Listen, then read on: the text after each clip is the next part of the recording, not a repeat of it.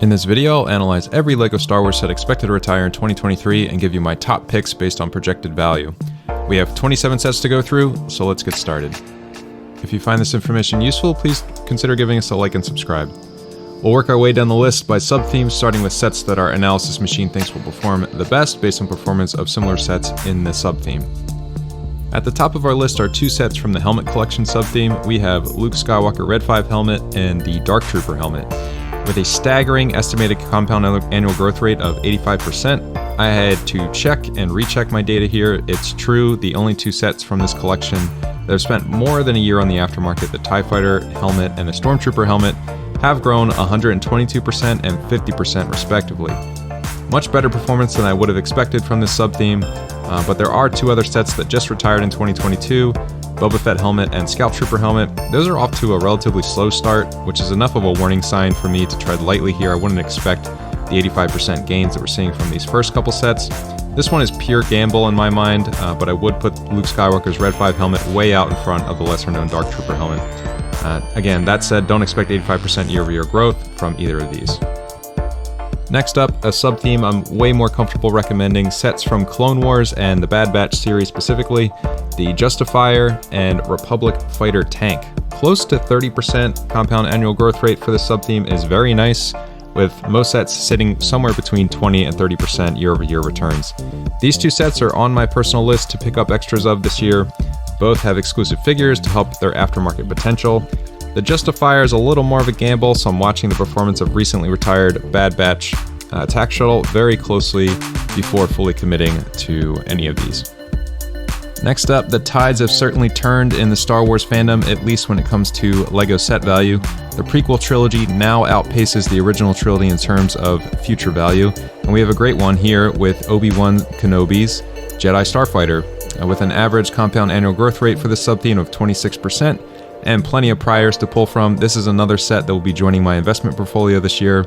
I love the price point, short shelf life, and the exclusive Kaminoan, I can't say that race, is a nice bonus to get that really exclusive figure. Next up, I'm lumping Rogue One and Andor together to get some priors for this next set, which is Ambush on Ferrix from the Andor series. We're starting to get into middling territory here with just 16% average compound annual growth rate. As someone who absolutely loves this show and thinks it's the best thing to ever come out of Star Wars universe, I want this set to do well, but the price point is a little scary. Unless this gets a steep discount at retail, I'm steering clear of this one.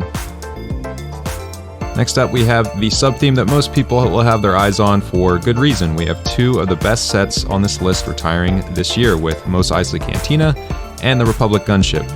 The sub-theme only posts an average compound annual growth rate of 15%, but that's great for large sets like these because it's way less time and energy selling one of these big boys compared to 10 or 20 smaller sets.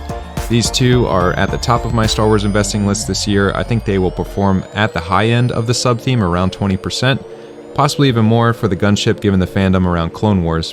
If you're only making one investment this year, this would be my place to do it. There are still some gems on this list, so let's keep going. That said, the next set is not a gem. I suggest completely passing on Boba Fett's Starship Microfighter. The sub-theme averages 13% compound annual growth rate, but the low price point of these sets makes it a total bust. After seller fees and shipping, you'll be lucky to break even on these sets, so pass on these. Oh, how the mighty have fallen. Once the lifeblood of LEGO Star Wars, the original trilogy sub-theme has posted meager gains in the last 10 years.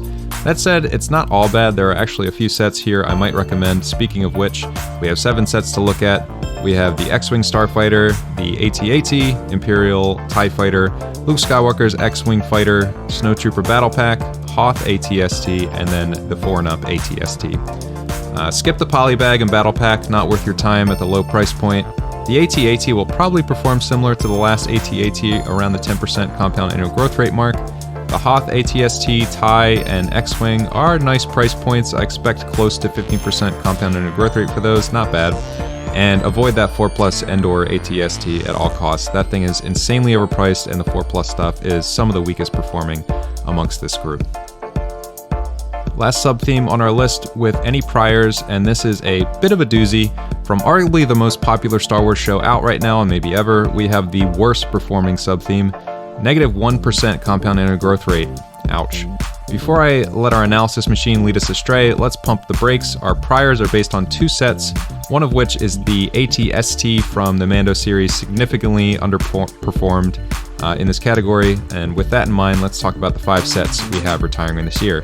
We have the Razor Crest, Boba Fett's Starship, the Child, Dark Trooper Attack, and Boba Fett's Throne Room. Because there is so little data here, these are gamble territory for me, but I really like the Razor Crest and Throne Room, so much so that I've already have copies for myself and will likely pick up extras before year's end. I'll be watching the performance of recently retired Mando sets from 2022 before I pull the trigger, but I have to imagine with the popularity of the show and exclusive figures to these 2 sets, that will help raise the sub-theme from the depths and top the leaderboard in the not-too-distant future. I personally don't like the large brick-built character in Baby Yoda, so I would pass on that one. Boba Fett's ship is one of the weaker versions that we've gotten of the Slave One, and no exclusive figs in that set, so I'd probably pass there as well. And the Dark Trooper Attack is just a little lame, frankly, in terms of minifigs and what you get there for the price. Moving on, now we're in entire pure speculation territory with no prior sets to use. We'll have to assume some things about how these next sets will perform.